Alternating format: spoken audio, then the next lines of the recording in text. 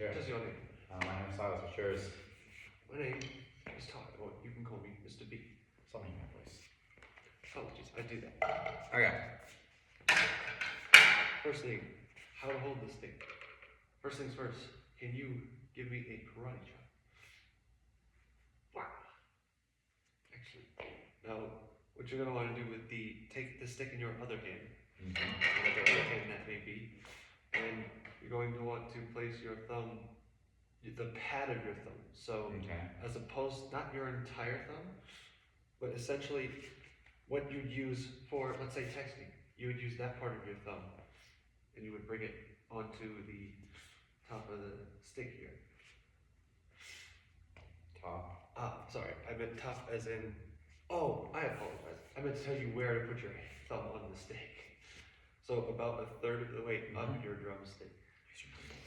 And then you're going to take your pointer finger now, or your index finger, whatever you prefer. You're going to wrap it slightly, slightly above your thumb, right about here. Right about. Yeah. Yes, and essentially you're going to want to, with your pointer finger, you want to get it to, essentially at your joint right here. You want it to wrap slightly above the thumb. And then you're going to take your, we call these the support fingers. You'll learn more about that later. You want to take your 3 fingers and wrap them around underneath where your thumb and your pointer finger are. Like this? Let me look from this side. Just about, yes. Essentially. Okay. So, I want you to try holding it like, let's show it from here. Try holding it more like this, to where your thumb is going. That's what you call your foot. Now, take your hand from the same way and make it flat, almost as if you are waving to somebody who's on the ground. Now bring your hand back up to the drum here, and what you want to do, this position is between the two. You're going to want to, essentially you're going to want to slightly tilt your wrist this way, towards, away from you, I should say. Like this, away. Apologies, I meant, so, almost as if you're, let's put it this way.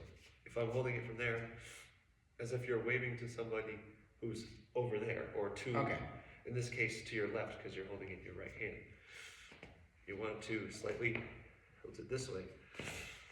First thing, more than anyone should do, but first thing is the full stroke. You're going to want to start, or we'll call this just position 1 for the sake of it. Up, you're going to want to start up here, not like this, because you wouldn't be able to strike it properly. We'll start up, and what you're going to do, essentially, is you want to come down and then back up. So it should look like this. Starting here, you come down and up.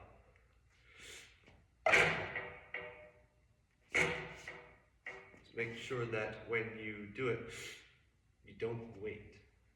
I have people who tend to do that. So essentially, watch me and then you follow. So you start up here. Make sure that when you do that, you keep these 3 fingers closed. Wrap around the stick. One more time, you're going to want to come down and back up. Excellent. Your next stroke type will be the downstroke. You're going to start in the same position you originally were for the full stroke, except this time, what do you think happens if I do this? If I just come down. What do you think happens to this sound? It goes away. Exactly. Essentially, the reason you're coming back up slightly above the head of the drum is many purposes. Main reason being, obviously, so you can get a clear sound out of the drum. Because if you do this, you won't get enough, it won't resonate. So essentially, you're going to want to start from the up position, position 1. You see that real quick. up there so it doesn't fall. And you're going to want to make sure your elbow is a little bit out when you do this. You're going to want to, yes, make sure your wrist doesn't go too far back. And then what you're going to want to do is, you got your fingers good? Okay. You're going to want to come down and stay slightly above it. You're not coming back up like last time. This time you're staying down here while letting it come up slightly above the head of the drum. And then the stick looks fine. That you mentioned it. I believe the way you're holding is fine. Just make sure that when you play, make sure that you don't want them too far out, you don't want them too far in. Kind of like comfortable, somewhat to where your waist would be, kind of like outwards like this. And then I'll do a downstroke and then you have to read. Start up here. Down. Excellent. The next stroke type is called the tap, which, as the name suggests, you will start down here where you ended on your downstroke, and you will just tap. Except when you tap, how to put this? Essentially, we don't use our arm for this because it won't necessarily. What you want to do is it's wrist. So essentially, you're gonna even as like try this. Try this with your other hand. Yeah. This. Now with the stick with your drum, but same here. We'll try it this way. Pretend like you're holding the stick in this hand, same way as you would in your other. Now go like this. Almost as if like this? Yes, almost as if you are waving to somebody who is behind you. Yeah. And essentially, you're just gonna, with your wrist, you're gonna give it a little. Excellent. Last stroke type will be the upstroke. You will start from where you ended on the tap stroke at the bottom. And what you're gonna do is basically the opposite of your full stroke. Show me a full stroke if you remember. So like if this is a full stroke, yes. This will be a tap, upstroke will be like this. Yes, essentially, start from here and you just.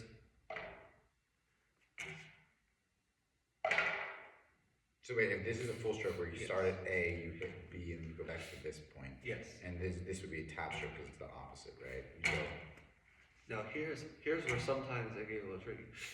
The reason it's a tap stroke is essentially tap, tap. Right. It may be confusing because you're starting from the same position that you ended your tap stroke in. The But reason, so upstroke is like. yes. Okay. The only thing is, and I used to make this mistake, when you do your upstroke, be sure not to come down before you come up. So you're kind of just whatever you have left in before you hit the drum, and then you come up, kind of like this. Precisely. Just make sure that when you come back up, your 3 fingers are still closed into your palm. What you're going to do from there, you don't need the other stick, I'm just holding it with my other hand. You're going to start with the full stroke. So you're going to come up here, you're going to go up your full stroke. Okay. And then you're going to go down stroke. Then you're going to tap. And then you're going to come up. So full, down, tap, up. Excellent. Would you like to try that with your other hand? Yes. Sometimes one hand is trickier than the other. For me, it's my left hand. So left hand, full stroke. So full stroke, down, tap, up. Excellent. I made an error myself there. So I'm not going to penalize you for following me just then at the end. But essentially that's the pattern that we are learning, that we have learned today. The next thing I'm going to teach you is a buzz roll. So essentially, you have something, you have a fulcrum, essentially, and that's what these 3 fingers are for on the stand. So what happens is, you're going to hold it the same way you were before, you're going to bring your hand down as if you're playing, let's say, in the position that you're going to play a tap stroke. And what you're going to do is you're going to use your arm and come down. Now, when you do it, be sure that your wrist doesn't do, think of it this way, be sure your wrist doesn't go wavy. Be sure, be like a robot when your arm comes down.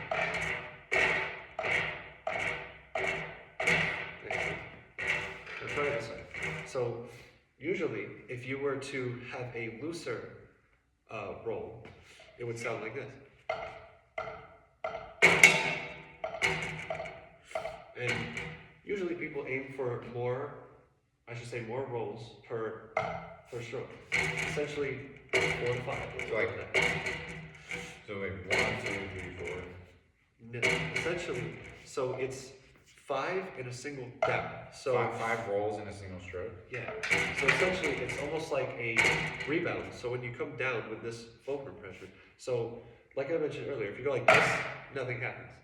But if you let it essentially rebound slightly, you get this. You're essentially letting the stick bounce when your arm comes down. Does that make sense? So I need 5 of these. So I go 1, 2, 3, 4, 5. Because this is a roll, right? This is a roll, yes. However, How many? So- How many? What? You said 5 of something. What was that?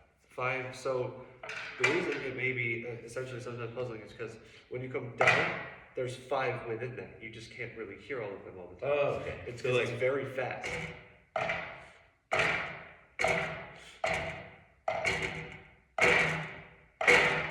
Yeah, you're loosening up a little bit. Just be sure that when you come down.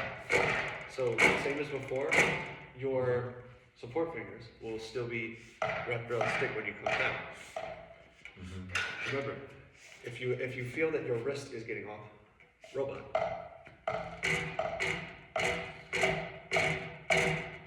Yes.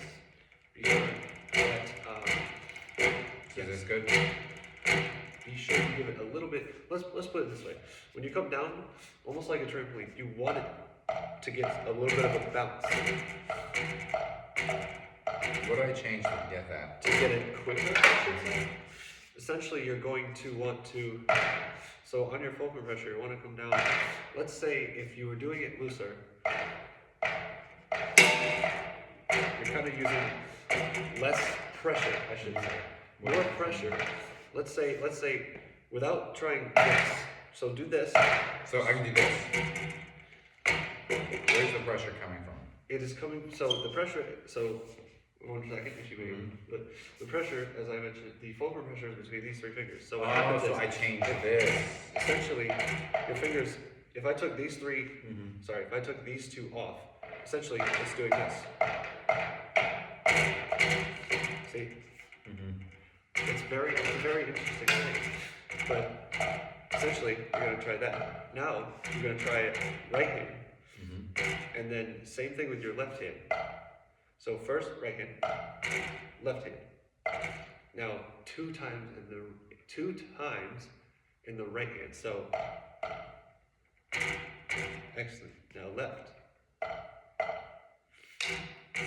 right, right, left. Ooh, you did an extra one there. But that's good though. That means you still know how to do the roll. Now try this one. This one's like a little challenge since we're figuring this one out. Try right, left, right, left, right. Ooh. It's okay if you add an extra one. You're still getting the concept. So they're going to do exactly what you just did now that you mentioned it. Right, left, right, left. Excellent. Be sure that when you practice it, not to do it too quickly, otherwise you may have some errors. And do you have any questions for me besides what we've learned? Appreciate it. Thank you. Thank you for your time, Silas. Have a nice day.